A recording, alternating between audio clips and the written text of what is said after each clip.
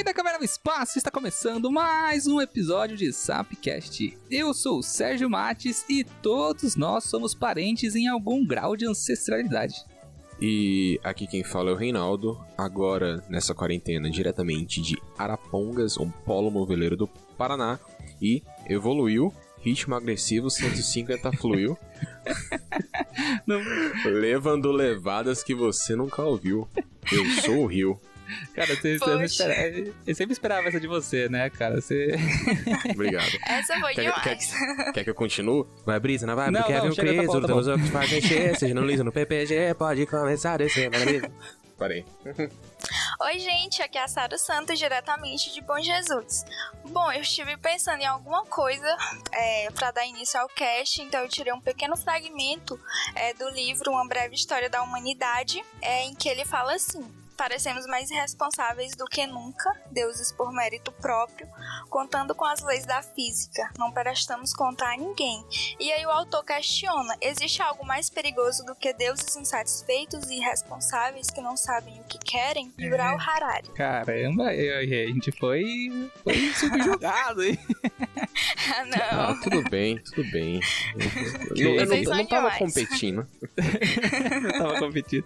Muito bom, né? Essa frase aí foi realmente legal. impactante. Foi, realmente. Certo, e hoje o que faremos hoje? Hoje iremos dar início à nossa série sobre evolução. E nada seria melhor para começar essa série se não falarmos da origem da vida, né? Mas vamos lá da origem da vida, então como que tudo isso começou? Por que estamos aqui? Qual que é o sentido da vida? E afinal, o que é vida, né? Cara, quando você fez esse questionamento, o que é a vida, foi bem profundo, né? Eu falei, cara, eu pensei. Qual que é o sentido da vida? 42? Será? Talvez Não, sim. 5 linhas, 3 qual o linhas. sentido da vida? Isso traz umas reflexões bem profundas. A piadinha do 5 linhas, 3 linhas é o padrão de três linhas. Ah, rapaz. Verdade. Se tem uma coisa que eu nunca esqueci das minhas aulas de biologia no Colégio Prisma, com o professor Elia Gabili, que ele era... Não foi com o Billy, não. Ih, eu esqueci, olha só. Eu não lembro qual era o professor que fazia essa piada agora. Coitado, eu acho que era o Billy. Nunca vai ter o mérito, coitado. Eu acho que era o professor Billy. Mas enfim, essa é a piada que eu nunca esqueço dele. Mas sabe o que eu mais queria parar pra pensar? Que na questão evolutiva, vocês já pararam pra pensar que o tardígrado é um dos seres mais evoluídos que temos? Mais resistentes? Que o bicho já sobreviveu a 5 extinções em massa? Não existe ser mais evoluído. Existe ser... todos os seres são adaptados ao seu momento de existência. Você entendeu o que eu quis dizer, Sérgio? Por que você tem que ser chato comigo o tempo todo? Agora você vai falar que os X-Men são mais evoluídos que a raça humana. Tem essa não, bicho. Não. Isso não se aplica, Reinaldo.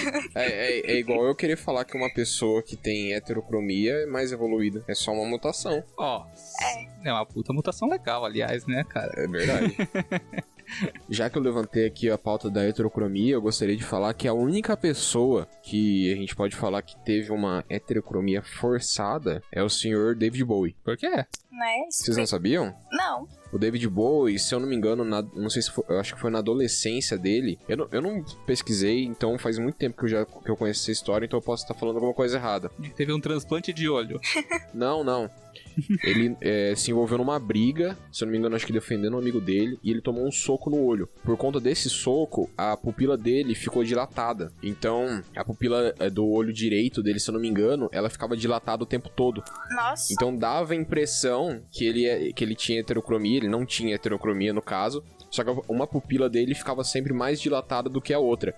E quando você olhava, dava a impressão de que a cor da íris de um olho era diferente do outro, embora elas fossem iguais. Era só essa questão da dilatação da pupila não ser igual de um olho pro outro. Antes dos recadinhos, tem 2 pontos nisso daí.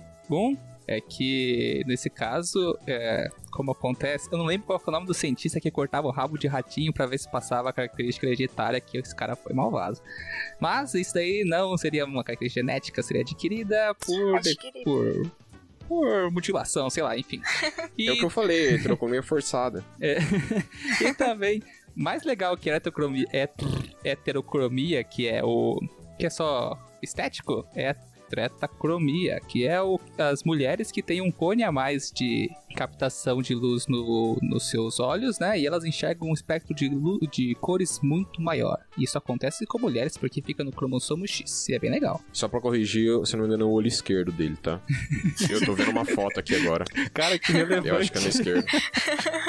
Bem específico. David Bowie foi um dos maiores cantores e a gravação desse cast tá sendo no dia do rock. Então, Nossa, tá importante. Dia do rock. Viva o rock. Tá certo, a música introdutória vai ser do David.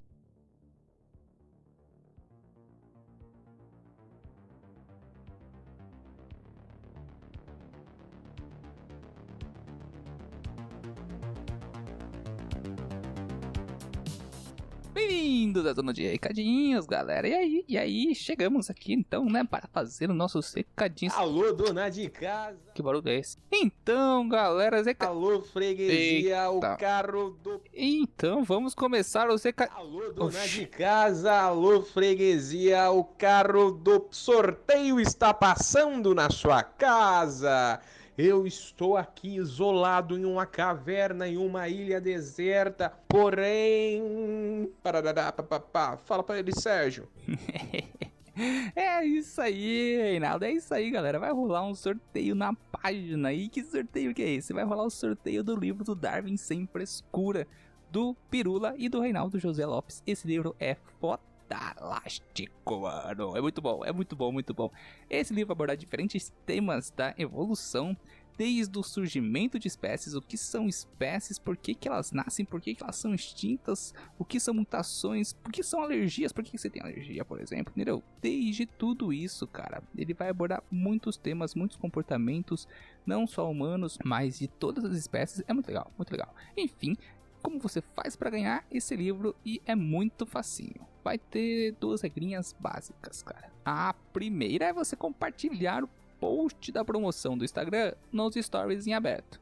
E a segunda é você comentar no post marcando 2 amigos. Pronto, já tá participando, cara. E a coisa mais legal de tudo é que quanto mais você comentar, mais chances você tem de ganhar.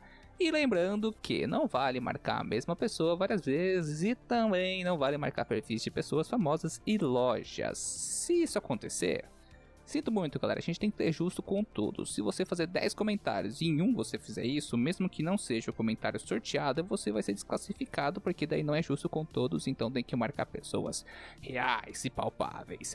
É isso aí, galera. É facinho de participar, compartilhou, comentou, tá participando, pode ganhar um livro, vai ser muito... Não vou falar palavrão, vai ser muito legal. É isso aí, galera.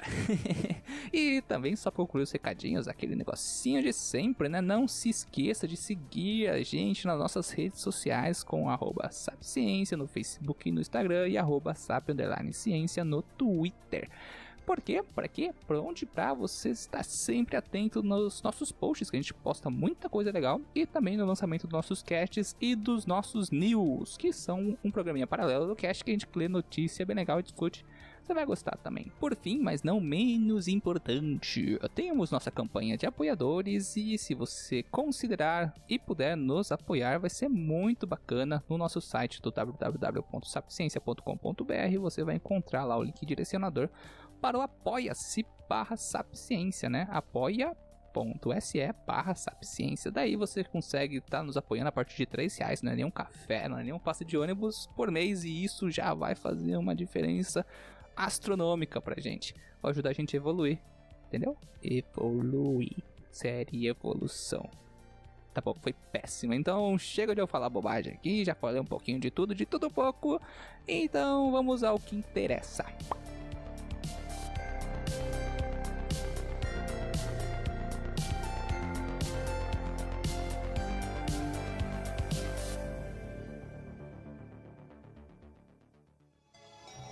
Agora veremos de perto quem eram nossos ancestrais. Uma simples circunstância química levou a um dos grandes momentos na história do nosso planeta. Havia muitos tipos de moléculas na sopa primordial. Alguns foram atraídos pela água por um lado e repelidos por ela por outro. Isso os uniu em uma minúscula concha esférica anexa, como uma bolha de sabão que protegia o interior. Dentro da bolha, os ancestrais do DNA encontraram um lar e surgiu a primeira célula. Voltando nos recadinhos, então, vamos dar início ao nosso cast, a nossa série de evolução. Enfim, vamos falar da origem da vida, porque para falarmos de evolução, precisamos entender primeiro como tudo isso começou. Então, vamos a alguns dados que temos aí para resumir toda essa trajetória do universo até o momento que estamos aqui, né? Não até aqui, mas até o momento da origem, né? Vocês entenderam. A gente sabe que o universo, né? Através da teoria mais aceita do Big Bang, aconteceu aproximadamente 14 bilhões de anos atrás. É tempo pra caramba.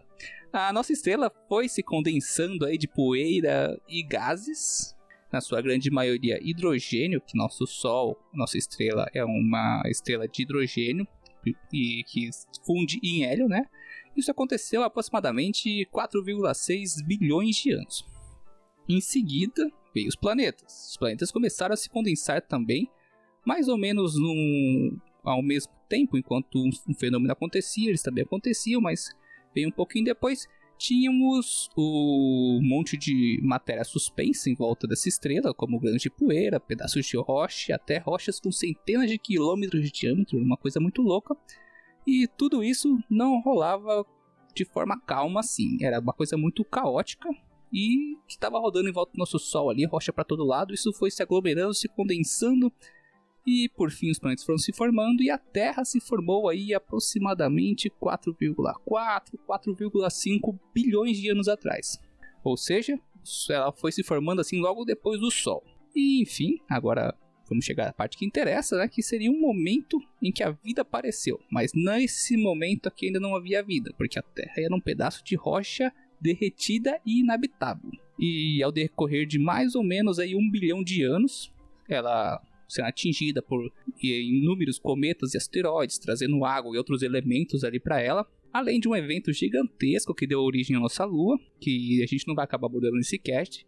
Finalmente, aí, há aproximadamente 3,5 bilhões de anos atrás, pode-se dizer que foi um pouco antes também, porque não se tem uma data correta ou certa de quando isso aconteceu, mas nossos registros mais antigos dizem que a vida surgiu entre 3,4 e 3,8 bilhões de anos atrás. Então agora vamos começar. Surgiu a vida. Bom, a história começou quando um relógio esquisito grudou no pulso dele, vindo lá do infinito. Agora tem poderes e com ele faz bonito. É o Ben 10. Ah, não! Agora tem poderes e com eles faz bonito, é o Ben 10. Porra! Sério, cara, sério? Não, mas vamos lá, falando sério.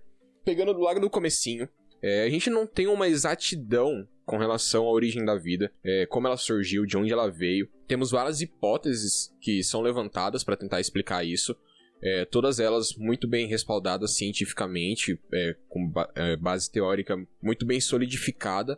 Porém, é muito difícil a gente bater o martelo e definir alguma coisa, falar que é isso ou é aquilo, porque a menos que a gente seja capaz de criar uma máquina do tempo e voltar lá milhões de anos para ver o que aconteceu, a gente não vai conseguir dizer exatamente como foi e qual foi todo o processo que se levou e como começou, etc, etc. Lembrando que caso a gente construa uma máquina do tempo, caso isso seja possível, só o fato de estarmos lá já altera todo o ambiente e todo o local, então provavelmente isso aí iria acabar mudando toda a evolução de qualquer forma, então a gente, infelizmente, nunca vai saber exatamente a resposta para isso. Então, mesmo que a gente pudesse voltar lá, a gente não vai conseguir, então... Causar um efeito borboleta? Exato. Não ia dar certo, mesmo criando uma máquina do tempo. Mas, vamos lá. Depois de dar toda essa volta aqui, eu acho que é interessante levantar alguns exemplos de origem de vida, né, que a gente teve. Para isso, citando biogênese, abiogênese e geração espontânea, criacionismo e qualquer outra coisa que você pode ter ouvido falar em algum outro momento, ou alguma coisa que eu não citei, porque... não quero citar tudo, porque eu estou resumindo. Mas, embora a maioria delas tenha sido aceita e considerada como verdade durante um determinado período da história, elas acabaram se provando erradas ou incompletas, ou foram evoluindo, assim como a humanidade e todos os seres vivos. Olha só que bonito esse gancho que eu dei, né? Mas, enfim. Boa parte dela acabou sendo desmascarada e descartada, provando ser alguma coisa simplesmente fantasiosa ou coisa do tipo. Não estou citando qual delas, beleza? Mas enfim, pra dar continuidade nessa história, ou uma entrada, na verdade, né? Porque a gente só tá dando passeios aqui, igual uma criança indo no parque, vendo todas as coisinhas. A gente não pode ir no parque, nossa, que saudade, ou quarentena. Mas enfim, vamos falar da biogênese, ou geração espontânea, que, embora ela seja completamente descartada nos dias de hoje, ela foi muito importante para chegarmos nos conhecimentos atuais. Ela basicamente propunha que a vida poderia surgir de forma espontânea, a partir da matéria orgânica, inorgânica ou de um cenário onde ocorresse uma mistura de ambas. Porém, sem que houvesse a necessidade de uma reprodução dentre seres vivos pré-existentes. Ou seja, você não precisava ter uma reprodução entre 2 falcões para nascer um falcãozinho bebê, por exemplo. Uma das coisas que eles acreditavam era que o suor humano, por exemplo, suor, misturado com cereais e alguns outros tipos de alimentos, geravam ratos. Ou que carne em decomposição podia gerar mosca. Ou seja, a vida vinha do nada. Tipo, do nada, sabe? E embora pra gente, hoje em dia, isso possa parecer muito absurdo, pra que lá na época, era algo que pra eles era muito plausível, e a gente nem tá falando de muito tempo atrás. Tanto é que isso começou a ser descoberto, a ser contrariado de uma forma científica lá no século XVII. Porque eles não entendiam que, basicamente, os ratos estavam lá na sacola com cereal, porque eles invadiam as cozinhas e os lixos em busca de comida. Ou que as moscas, elas iam atrás da carne e acabavam depositando seus ovos, que, por serem muito pequenos, acabavam passando despercebidos. E com o tempo, o ovo lá ia acabar eclodindo, ia aparecer larvinhas e larvinhas virando mosquinhas. Mas enfim, isso não era uma coisa que eles entendiam na época. Mas tudo começa a mudar quando um senhor Francesco Redi... Capisce. Mas o seu Francesco, mais conhecido como Redi, foi um biólogo italiano que lá em 1668 mandou um "Epa, pera lá, muita calma, ladrão", e começou a analisar essa história mais de perto. Ele basicamente propôs um experimento em que ele expunha a carne disposta dentro de frascos de vidro. Ela expunha essa carne ao tempo. Em metade desses frascos, ele selou eles completamente, fechou a tampinha do frasquinho lá. Ele fechando a tampinha. Esse é o efeito sonoro, porque eu sou um profissional de onomatopeia de frasco fechado. VFX, não, SFX. Eu sou um profissional. Então, ele foi lá, lacrou esses potes de vidro em metade deles. Em outros 2 potes, ele deixou totalmente abertos, expostos ao tempo. E nos últimos 2 potes restantes... eu não falei no começo que eram 8 potes, né? Mas eram 8 potes, galera. Tá fazendo as contas aí, né? Pra ver se a galera tá ligada. Exatamente. Então, nesses últimos 2 potes, ele acabou deixando a carne sem tampar o pote. Porém, ele cobriu toda a carne com gaze. Depois de dias que ele deixou essa carne exposta ao tempo, ele foi lá olhar e analisar esses potes. Nos potes de vidro que ele tinha selado completamente, fechado a tampinha, não tinha nada. A carne estava lá, mas ela estava um pouco estragada, né? Mas não tinha nada tinha se desenvolvido na carne. Nos potes em que você tinha ficado totalmente expostos ao tempo, você tinha larvas e moscas na carne. Tinha muita larva, muita mosca. E nos potes em que você tinha a carne tampada pela gaze, você via que as larvas e as moscas estavam em cima da gaze. Ou seja, as moscas simplesmente chegavam, depositavam suas larvas na gaze, porém, por conta da gaze, não depositavam seus ovos na gaze, né? E eles não conseguiam chegar até a carne, por isso os ovos acabavam eclodindo em cima da gaze. Ou seja, ele demonstrava com um experimento muito simples que a vida não surgia do nada, ela tinha que surgir de algum lugar, ela tinha que vir de algum lugar. Mas, embora essa descoberta tenha sido muito importante para a época, ela não foi muito bem aceita, porque eles acreditavam que estava faltando alguma coisa nesse frasco selado, que era uma matéria bruta da vida, o ar, que era considerado como matéria vital para o surgimento de vida. E, sendo assim, a nossa querida comunidade científica da época ainda considerava a geração espontânea como um fator muito importante quando se tratava da origem da vida. Eu tenho um ponto bem importante para adicionar aqui também. Esse conceito era tão amplo assim, tão aceito, que os primeiros historiadores que viajaram e pegaram, documentaram o mundo em si, né? Começaram a entender essa parte do mundo. Eles começaram, os cientistas da época chegaram a propor que as lamas, a lama do rio Nilo, ela era um ótimo material para gerar cobras e crocodilos. Olha, quer dizer que não era a reprodução da cobra e crocodilo, não. Eles geravam espontaneamente na lama. Verdade. Mas isso aqui serve pra gente perceber uma coisa. A gente fica nessa bolha assim que a gente tem hoje, achando, cara, isso é uma teoria totalmente absurda, mas não é. Na época, ela era totalmente plausível, porque assim, você não tem... primeiro que não tem nem conhecimento de vida microscópica, começando por aqui. Então você nem sabe por que o alimento estraga às vezes, né? E depois você vai lá, ensaca um monte de grãos para armazenar e aparece ratos lá, você nem faz ideia de onde veio. Você vai propor que aquele negócio apareceu do nada. Isso para qualquer animal que eles tinham lá, né?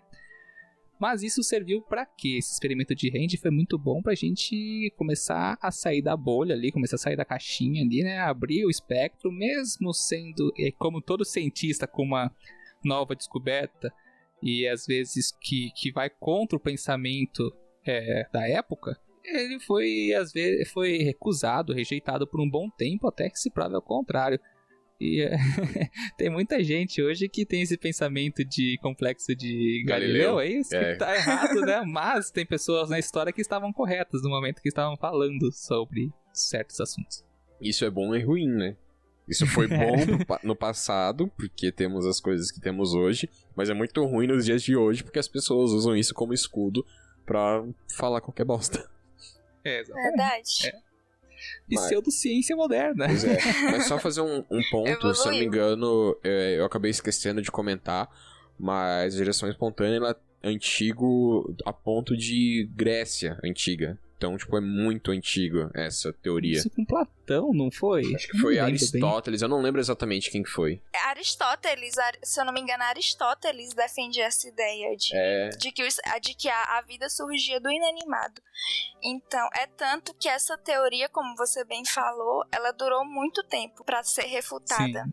Se duvidar, tem gente que acredita até hoje. Ah, não duvido. Tem gente que acredita até hoje. Por exemplo, trazendo pra questão da atualidade. Naquela época, as pessoas... Era a única coisa que tinha para acreditar, né? Então, aquela teoria ali era como se já bastasse. Trazendo pra hoje, fazendo um comparativo... por exemplo, testes da vacina, né? A gente está passando por todo esse processo de estudos, então, no momento a gente tem a da Oxford, que está sendo a mais cogitada, assim, que é melhor, né, pro momento.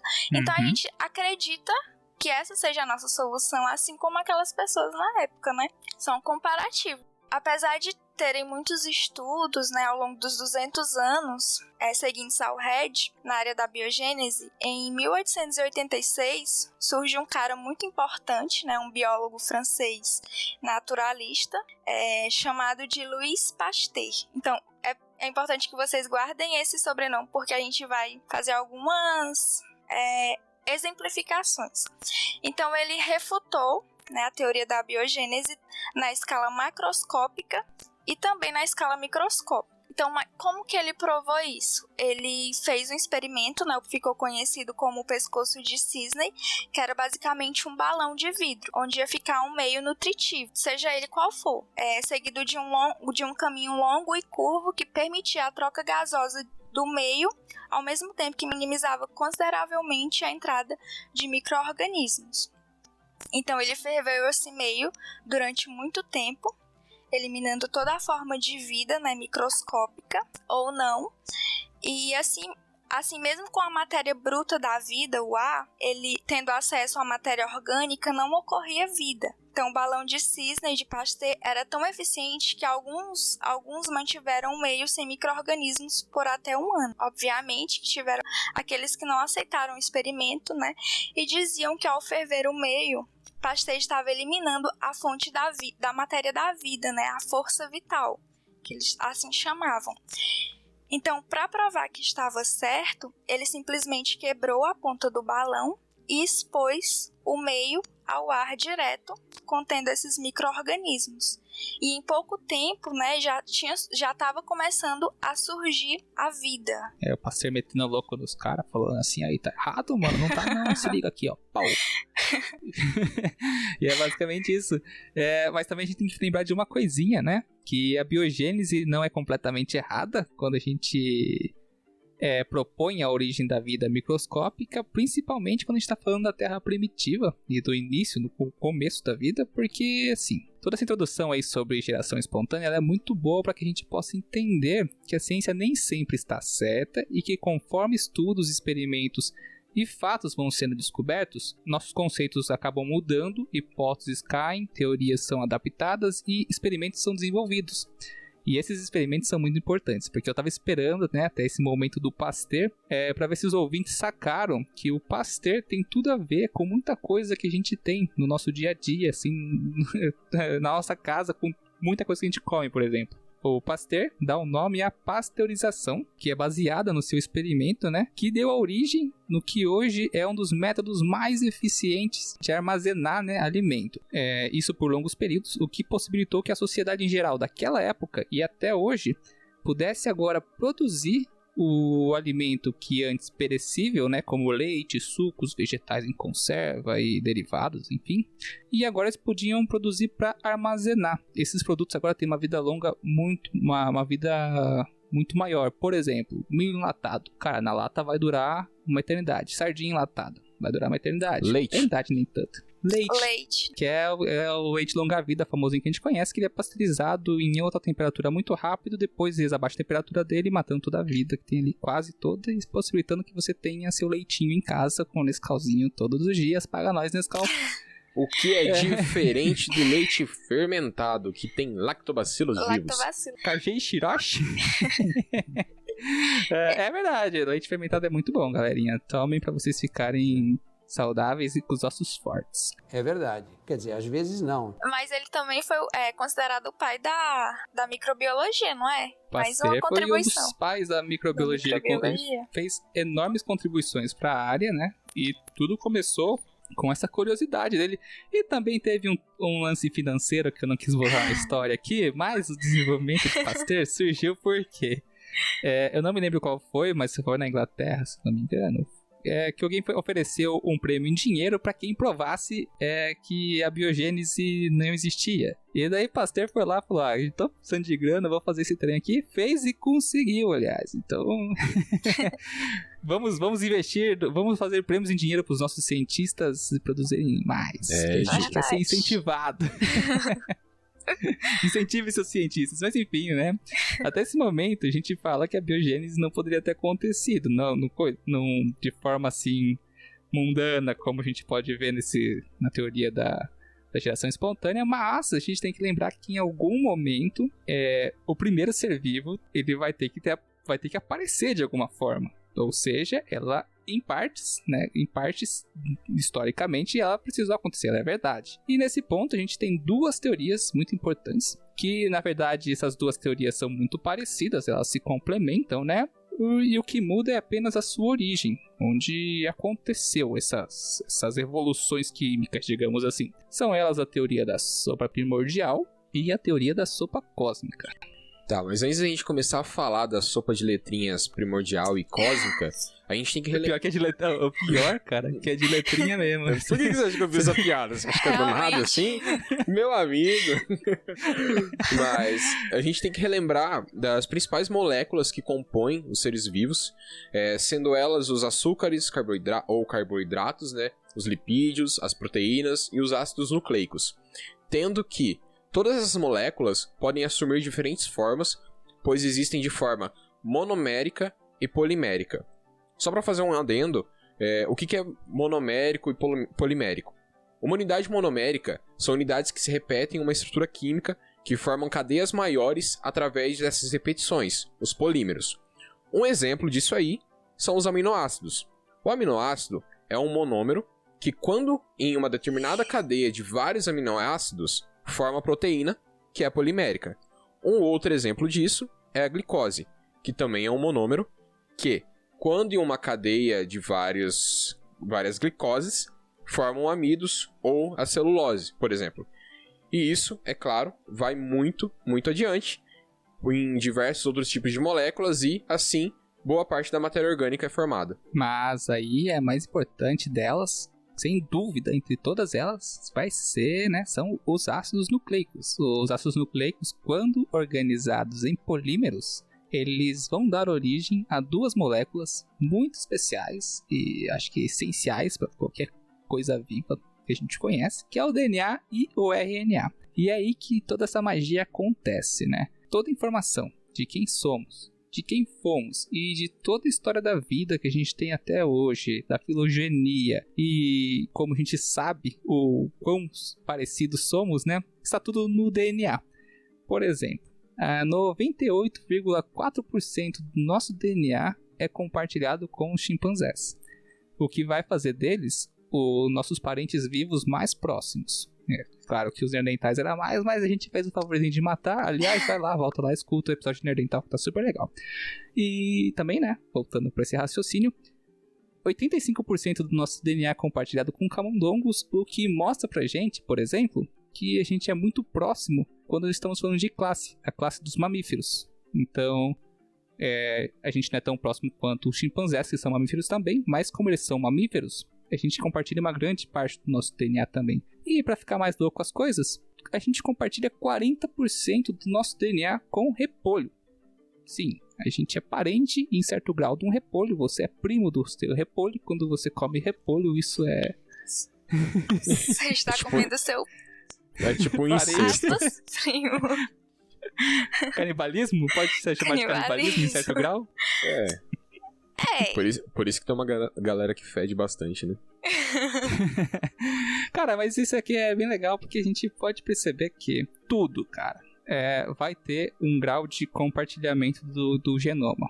Quanto mais distante esse compartilhamento de genoma do DNA isso quer dizer que lá atrás, na árvore evolutiva da vida, essa espécie se separou em duas, né? E cada uma seguiu um ramo da árvore, e assim foi crescendo, né? Diferente das outras. E então isso é muito louco, cara, porque você consegue ver que a gente compartilha parte do seu DNA até com a mais simples bactéria ou arqueia que exista. É porque em algum momento lá no passado um ser deu origem aos seres que viriam a dar origem ao que somos e tudo que existe hoje é.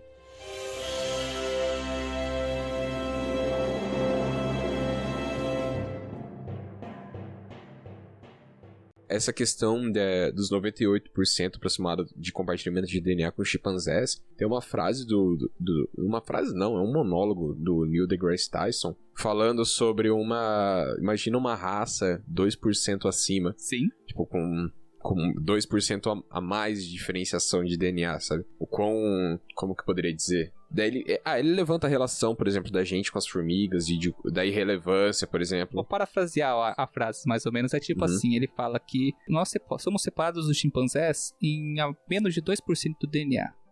Nós somos capazes de construir carros, computadores, foguetes e tudo mais. Enquanto eles trabalham com simples ferramentas, alguma coisa assim. Imagine qualquer raça que fosse 2% de diferença da gente em tempo de evolução.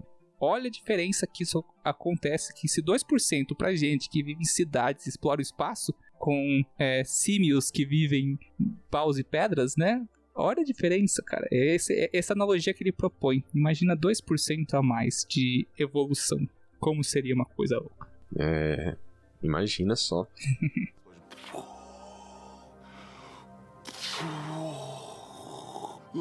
Voltando a essa parte que você falou das moléculas orgânicas da vida, a pessoa escutando agora deve estar, mas como assim vocês falaram química? Então, é porque basicamente a vida foi formada por carbonos, então por isso que a gente citou, né? Essas moléculas orgânicas, e são os 4 grupos assim que compõem, né, na verdade, o ser vivo.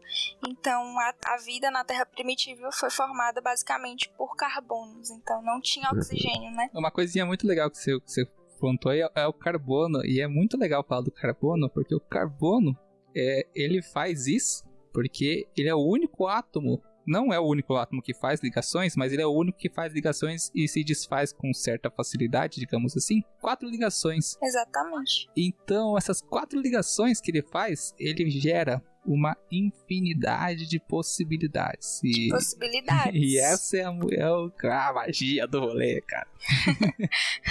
Não é feitiçaria, é tecnologia. Um pensamento que eu tive aqui é o quão importante é o carbono pra gente. Somos seres baseados em carbono, claro. E quando a gente vai pra área de metalurgia, o carbono também é muito importante.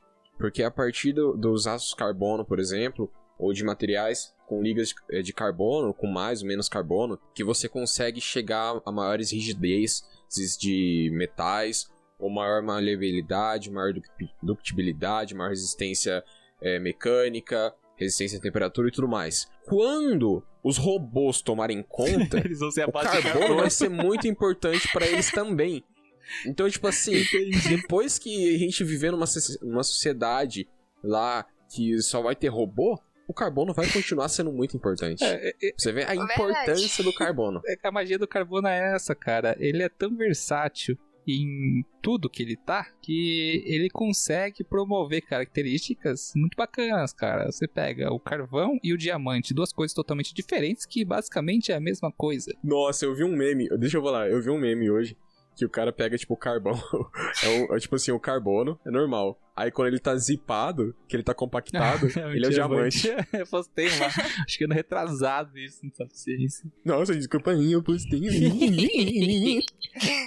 Mas também, apesar de ser tão importante, o carbono também tem seu lado negativo, né?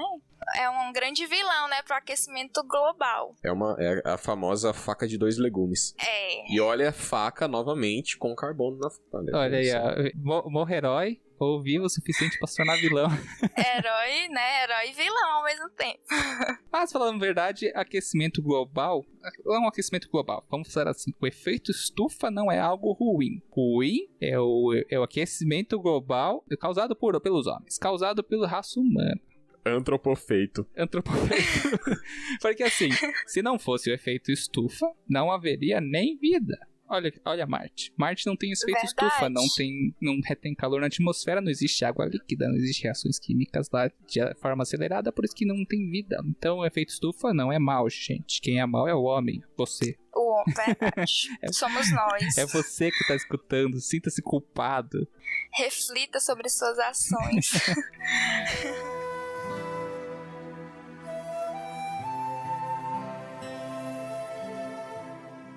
Mas aí, a gente fez toda essa revisão e que nos mostrou basicamente que o conjunto dessas moléculas, né, importantíssimas, é que fazem com que a vida ocorra. Obviamente, mas como é que elas se formam? Tá, então não é difícil delas ocorrerem assim naturalmente. Aliás, é mais comum do que parece. Um pouquinho de carbono, hidrogênio e outros elementos, junto com um pouco de energia, seja ela na forma de calor ou de radiação, já é o suficiente para que elas se formem naturalmente. E aí é onde entra a famosa sopa cósmica e a sopa primordial. Então a gente já começa a falar de 2 cientistas, né, que curiosamente eles tiveram a mesma ideia, né, só que independentes e quase no mesmo período, que é o Alexander Oparin, né, em 1924, e o Haldane em 1929. Apesar dessa diferença de datas, em que propuseram a ideia de evolução química, o trabalho de Oparin não havia chegado ao Ocidente ainda. Então, sendo assim, Haldane desenvolveu uma hipótese muito similar à dele, por coincidência. Mas o que seria isso? Segundo a teoria, os seres vivos eles surgiram a partir de constantes modificações, de acordo com os cientistas.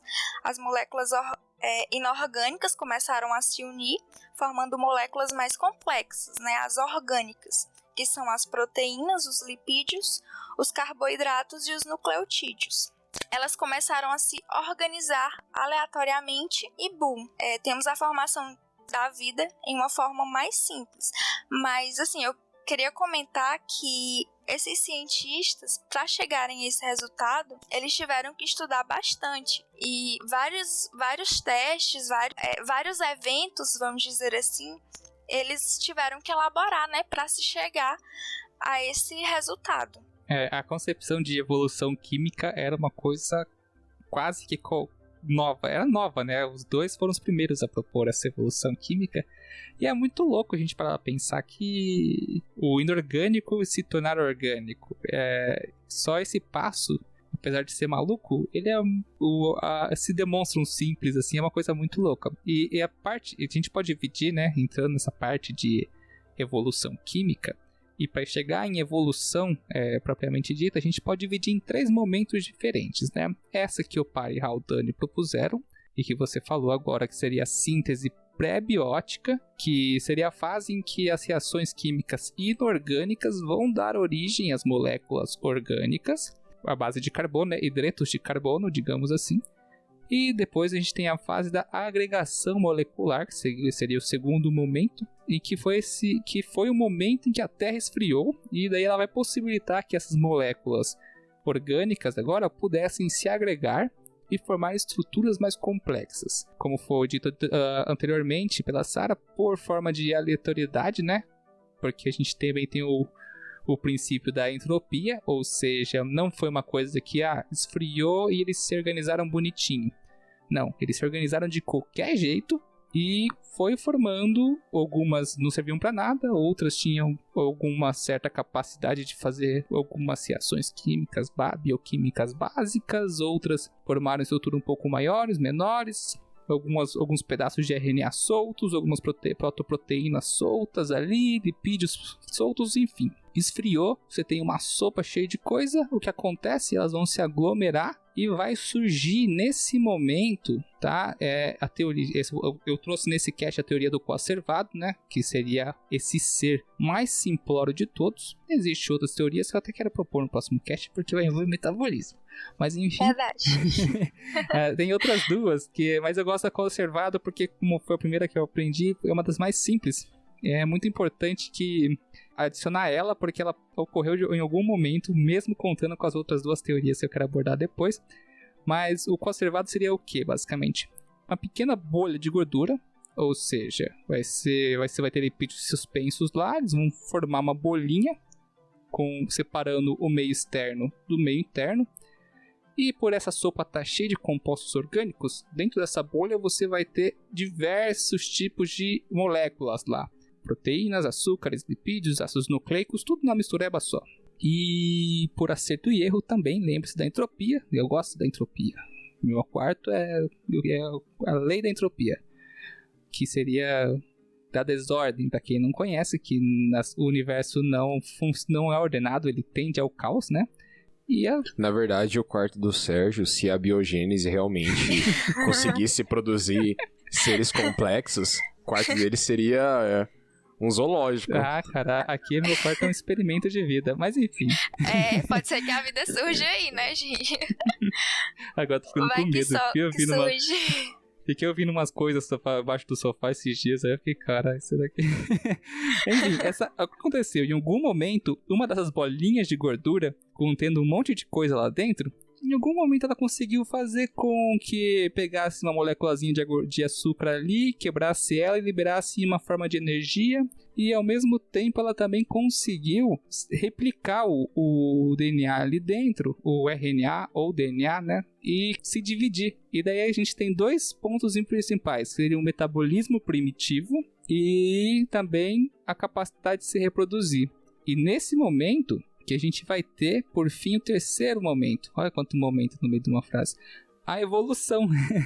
Que a evolução é assim: se algo é capaz de metabolizar e se reproduzir, logo suas cópias poderão fazer o mesmo. E em algum momento, essas cópias, conforme vai se copiando, se reproduzindo, vai acontecer uma pequena mutaçãozinha aqui e ali. Algumas vão morrer, outras vão ter características que vão favorecer aquele indivíduo mutado. Assim você coloca um pouquinho de seleção natural no meio de tudo isso e pronto, cara. Você tem a forma mais bruta de evolução que a gente pode chamar, que seria mutações, seleção natural, perpetuar a mutação, né, e dar continuidade ao processo. E assim você vai modificando os seres até se diferenciar entre eles, enfim. Ah, agora eu entendi! Agora eu saquei! Agora todas as peças se encaixaram! Enfim, galera, antes da gente continuar a falar disso, tem 2 pontos principais que eu quero abordar. Primeiro é que isso tem a ver com a sopa primordial e a sopa cósmica, né? Bom, a sopa seria uma mistureba desses compostos químicos inorgânicos e orgânicos. E agora, o primordial seria o que propõe que isso ocorreu aqui na Terra, durante o período da atmosfera primitiva, a Terra primitiva, e a cósmica propõe que essas moléculas orgânicas acabaram se formando ali no espaço e, por fim, caíram aqui na Terra em algum momento. E nenhuma das duas está errado, se você parar para pensar, porque isso pode ter acontecido ao mesmo tempo. Ao mesmo tempo que essas moléculas sofriam reações químicas e aconteciam aqui na Terra, elas também poderiam ter caído do espaço. E, aliás, caíram, né? Você pegar para pensar como amostras e dados já demonstraram pra gente que isso aconteceu. Certo. Chegamos de todo esse ponto, falamos de tudo isso. Oparin e Haldane propuseram isso bonitinho. Aliás, muito bom. Mas e aí? Como vou saber se é possível que isso aconteça? Porque Oparin e Haldane falaram assim, o inorgânico vira orgânico. Tá, beleza. Como que eu provo isso? Bom, como em muitos livros de cálculo eu já vi, acredite nisso em base de fé. A Bíblia também. Mas o cálculo tá sempre certo. Então, olha, perdemos ouvintes. Não, brincadeira, gente, eu não falei isso. Mas vamos lá. É aí que vai entrar o experimento de Urey e Miller. E muitas evidências que temos que isso acaba ocorrendo no cosmos também. Mas antes de tudo isso, vamos lá.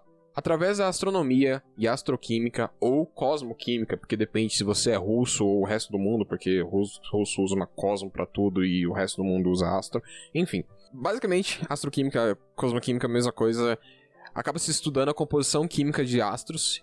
Astros entre estrelas, planetas, luas, cometas, blá blá blá blá blá blá, até nuvens de gases e poeiras dispersas no cosmos, tá?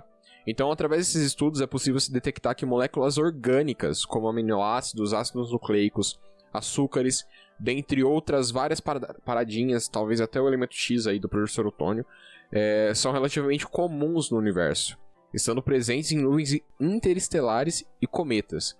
Lembrando que o que deu os poderes pro Quarteto Fantástico foi uma tempestade solar. Uma tempestade solar. Então, olha só, quem sabe no futuro, se você for um astronauta e estiver fazendo uma missão de reparo no Hubble, você seja atingido por uma tempestade solar e você não vire o coisa, eu vou te por falar exemplo. o que vai acontecer com você. Você vai virar um câncer gigante.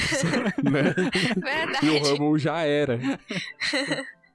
Mas enfim, usando como exemplo a Sagitários B2, que é uma nuvem molecular próxima ao centro da galáxia, que é basicamente feita de metanol, etanol e poeira, e eu sempre acho o sufixo ol muito engraçado, ele deixa todas as palavras muito engraçadas.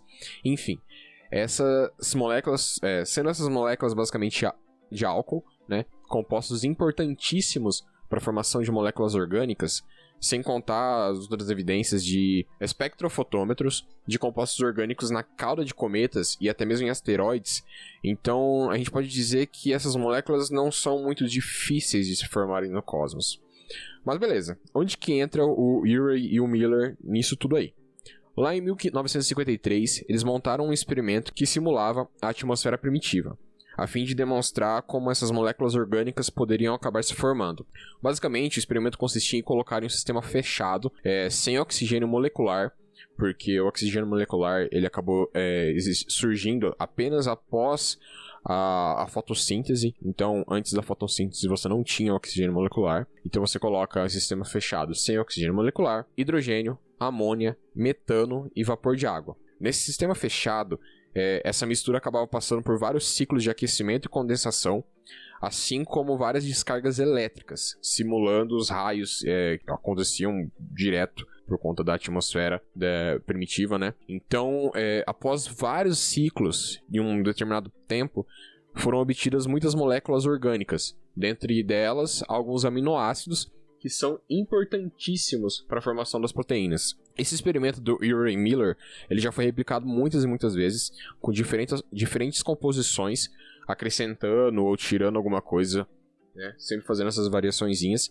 mas ele acaba sempre preservando essas moléculas iniciais, simulando a atmosfera primitiva, e sempre foi possível obter compostos orgânicos precursores de moléculas complexas a partir disso aí. Aí, ó, o Urey Miller deu a voz ao Paren Haldane, né? Pegaram o que o Paren Haldane propuseram e montaram o experimento, e tem outro Turned Off for What aí, porque mandaram benzaço, cara. Demais.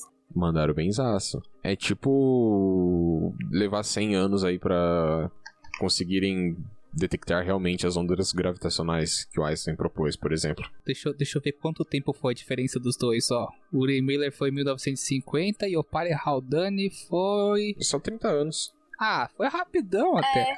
Sim, é isso que eu quero dizer. Tipo, foi muito rápido em comparação com outras coisas que demoram séculos pra serem comprovadas, por exemplo. Verdade. De Rende pra Pasteur foi 200 anos, né? Uhum. Nossa, 200 anos, cara. E até hoje ainda, né? Tem, como você falou, tem gente que acredita. E até hoje. E até hoje. É complicado. É até triste. Enfim, né? As pessoas têm o livre-arbítrio pra acreditar naquilo que elas querem. Eu não sei se vocês se recordam daquela foto. É que é uma foto que tem um monte de cientista pica das galáxias sentado num único... Lembro. Sabe, tem Einstein, tem Marie Curie e tem um monte de gente lá. Tá? Tem eu. Não, você viajou no tempo. Pode até ser. Você pode ser um Mentira. velho daquele lá, estilo Dark, tá ligado? Você ficou velho, desenvolveu a máquina do tempo, voltou, caiu na foto. Você é o seu tataravô. Não é viagem no tempo, não. É viagem na batatinha. Mas enfim, isso é que a gente tem que... A gente fez toda essa trajetória.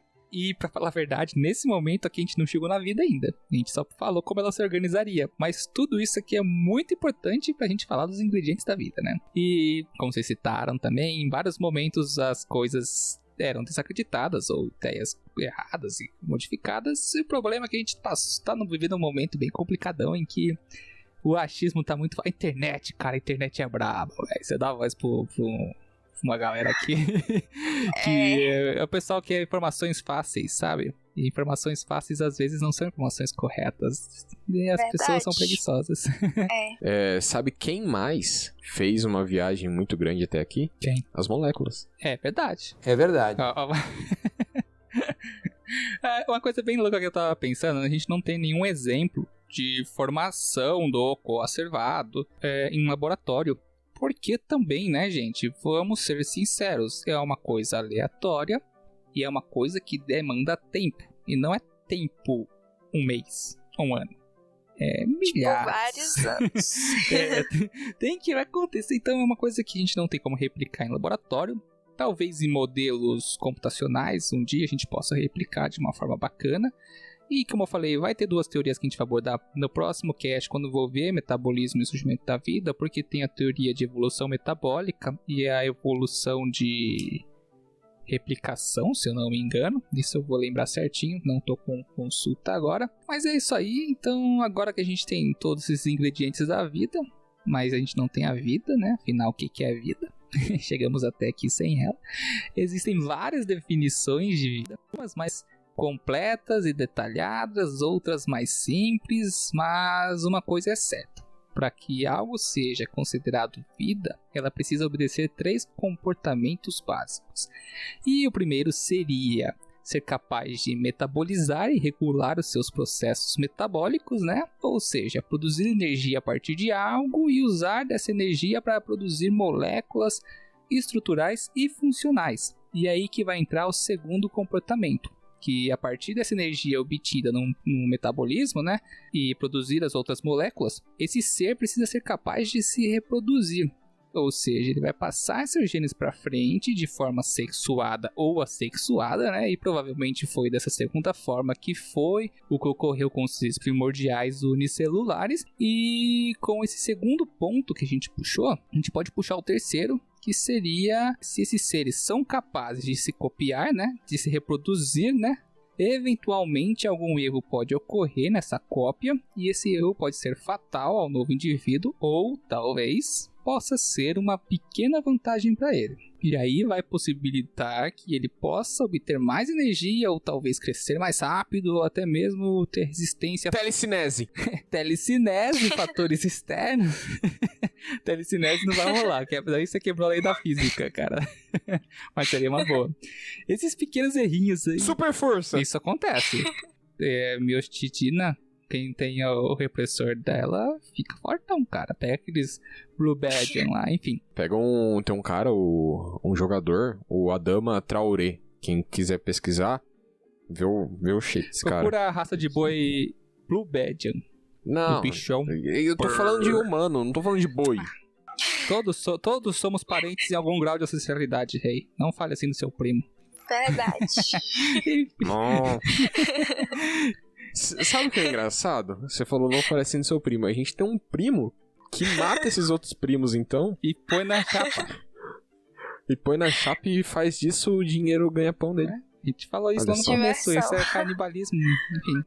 Ó, daí vamos voltar. Esses pequenos errinhos aí vão favorecer esse indivíduo, né? Possivelmente, e vão ser chamados de mutações. Se algo é favorecido, ele vai se destacar entre os outros indivíduos.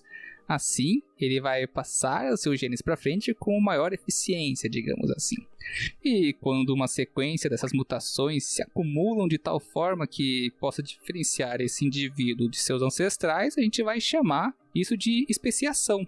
Ou melhor, vai surgir uma nova espécie, né? Vai se diferenciar. E isso daí, obviamente, é um processo gradual, não acontece de uma geração para outra. Isso leva milhares de anos, e às vezes até milhões. Mas isso vai ficar para um próximo episódio. E, na verdade, no próximo não. No próximo do próximo, porque a gente tem que falar... A gente tem que falar de metabolismo, tem que falar de sexualização? Sexo, tem que falar de sexo, é isso aí. A gente tem que falar de sexo, por que sexo existe. E tudo isso é muito importante a gente entender que a gente ia falar da evolução e a gente nem começou a falar dela ainda. Esse episódio foi completamente introdutório para evoluir essa discussão. Entendeu? Evoluir? Verdade. Pra dar um gostinho de quero mais pra galera. Chega, a manteiga derrete. Ai, aqui tudo é delicioso.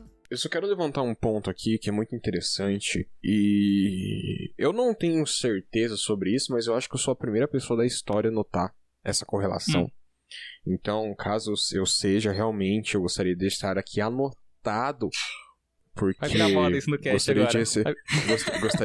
Gostaria de receber os prêmios por isso. Por essa hipótese. Vai virar moda. A gente vai fazer isso sempre agora. Propor hipótese e determinar que é autoridade.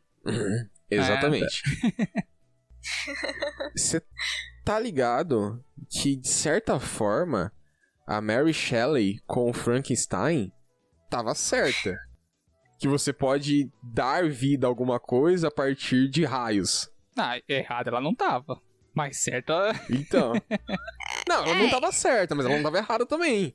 Eu sei que a inspiração dela foi por conta do sobrinho do Galvani lá, que colocou os eletrodos no cara e fez o cara se mexer mesmo depois de morto. Mas... Frankenstein foi escrito em 1818 ou 19, alguma coisa assim.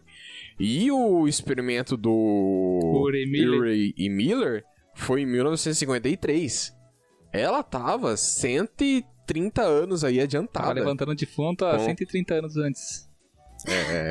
Olha, cara. Essa mulher ela é uma visionária. Exatamente. Eu sei que são coisas muito, sabe, totalmente diferentes. Uma coisa a gente tá falando de uma forma de vida totalmente primitiva e outra a gente tá falando de um cara que falou... Mas o cast já acabou. Agora que é a posição pra gente bater papo mesmo, ó. Se Frankenstein era um ser vivo antes, e daí ele morreu, mas ele era um ser vivo, e daí você eletrocutou ele e ele tá vivo. Foi a biogênese ou foi biogênese? Porque ele era algo antes. E aí? Correlaciona isso com... Foi a biogênese. Por quê? Porque a biogênese falava que poderia surgir vida, por exemplo, da carne morta. Seres verdade. Que seria um ser que foi vivo um dia e passou a ser morto. Lembrando que o Frankenstein, ele era retalhos, então ele eram várias pessoas, várias carnes mortas que estavam sendo juntadas e costuradas para a criação de vida. Então era a biogênese de um novo ser. Exato. Nesse momento aqui, a gente já perdeu 95% dos ouvintes do cast. E quem ficou até aqui é persistente e gosta da gente. A gente também gosta de vocês. Verdade. Lembrando que a Mary Shelley não pode ser totalmente desconsiderada, porque na época que ela escreveu Frankenstein, o pastor não tinha... O pastor? Pastor? O pastor, ele não tinha ainda comprovado o rolê da biogênese. Então, ela também não está... Eu tô defendendo essa mulher. Ela é uma cientista visionária, à frente do seu tempo. Exato. A biogênese naquela época ainda era algo muito comum e aceito na comunidade científica. Muito bom. Enfim, galera. Beleza? Depois dessa viagem alucinante aí na história com a biogênese de Frankenstein, vamos lá. Considerações finais. Ei, primeiro você. Tá, as minhas considerações finais às vezes, quando a gente fala de ciência, só porque você tá errado num determinado momento em que era cientificamente aceito você estar errado, não significa que você é totalmente errado. Por exemplo, Isaac Newton era um alquimista, o Kepler, ele era astrólogo. Então, o Isaac Newton também, e hoje em dia a gente sabe que essas coisas, tipo, sabe, né? Mas enfim, então, Mary Shelley, tô contigo. Não há nada de errado em você estar errado. Errado tá você não aceitar novas evidências que contrapõem o seu ponto de ideia. Exatamente. Muito bonita sua frase, hein? Verdade. Concordo. Filosofou. Pastora, eu sou um filósofo. Não, você não é um filósofo. Você simplesmente copiou isso de pessoas que já falaram isso. Tipo Carl Sagan, Neil deGrasse Tyson... diversas outras pessoas. Exatamente, eu sou um plagiador. Um plágio, isso é crime. Ai, certo. Mas eu vi uma coisa muito interessante esses dias, que se você copiar de uma pessoa, é plágio. Se você copiar de várias, é pesquisa. O nome disso é plágio. Não, se você copiar de várias pessoas, você tá fazendo uma pesquisa, uma consulta. Não, mas tem que citar, né, meu bonitão? Tem que identificar. Uma coisa é você citar uma pessoa só num trabalho acadêmico inteiro, outra coisa é você citar, tipo, 30. É verdade. Pra quem não sabe, galerinha que vai trabalhar bastante aí no seu futuro TCC, existe um programa chamado Farejador, e vocês vão adorar quando vocês se depararem com ele. Ele vai... Ou Copy Spider. Ele vai saber exatamente o que você copiou e não citou. E daí a casa cai, meu amigo.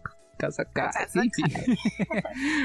A verdade é dura. E pra você que tá fazendo seu TCC algum trabalho acadêmico, vai ficar aqui minha contribuição. Eu não estou te aconselhando.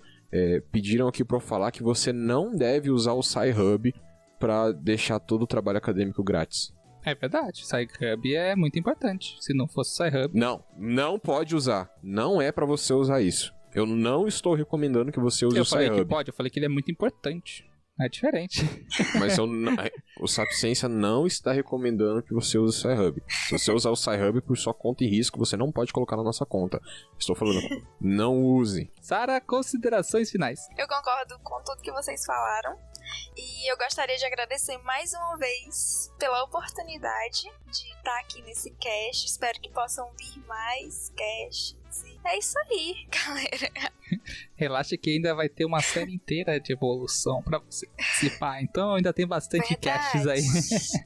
Enfim, galera, eu acho que a gente conseguiu trabalhar muito bem os conceitos iniciais para poder começar assim a falar do que a vida e a evolução, né? Enfim, espero que vocês tenham gostado desse episódio. Eu estou agradecendo muito ao meu terceiro braço, porque eu não vou dizer que é nem o esquerdo nem o direito o rei, né? Que sempre tá com a gente aqui no cast. E a Sara, quem gostou da Sara aqui nesse episódio, não conhecia ela antes, ela participou no primeiro episódio com o episódio de entomologia. Ficou super legal o roteiro dela, galera. Vai lá dar uma olhadinha, uma conferidinha, que ficou muito bom de verdade.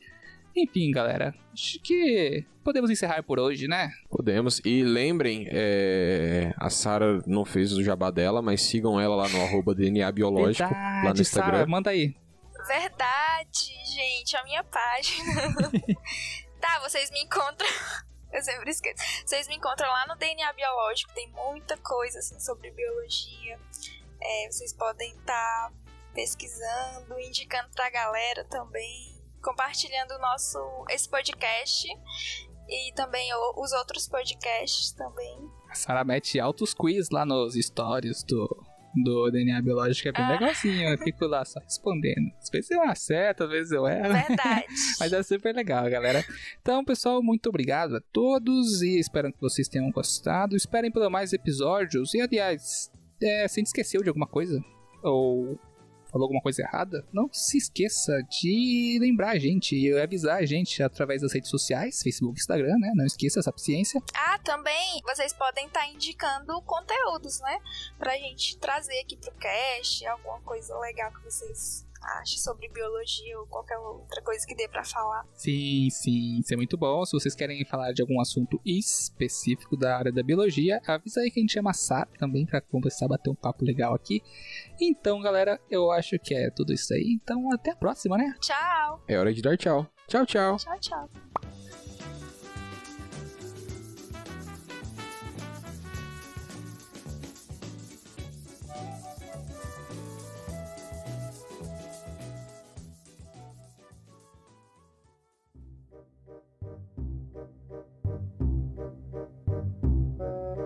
Ô, Rei, seu tchau ficou parecendo o programa infantil, cara. Você tá subestimando nossos ouvintes? Não. Por quê? Só criança que tem que assistir programa infantil? Falou o cara que assistiu Bob Esponja. Pô, me deixa em paz, mano. Aí. Então, não tem problema nenhum. Zubumafu, o melhor programa que já foi inventado foi o Zubumafu. Soy Francesco Virgulini, eu quero mais veloce de tutta Italia, fião. Desculpa, eu precisava fazer isso. Pra que isso?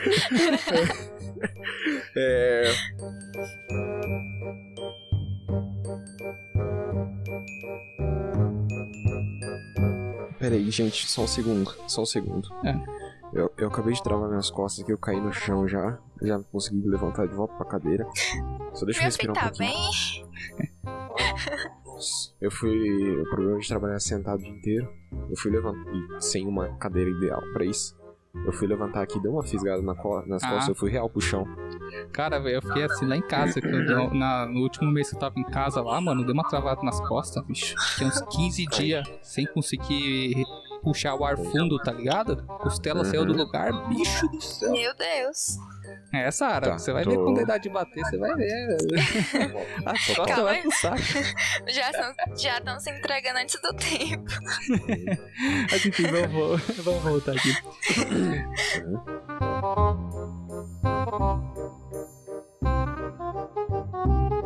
Sem contar as outras evidências de espectrofotómetros. Espectropatrono. Espectropatronos.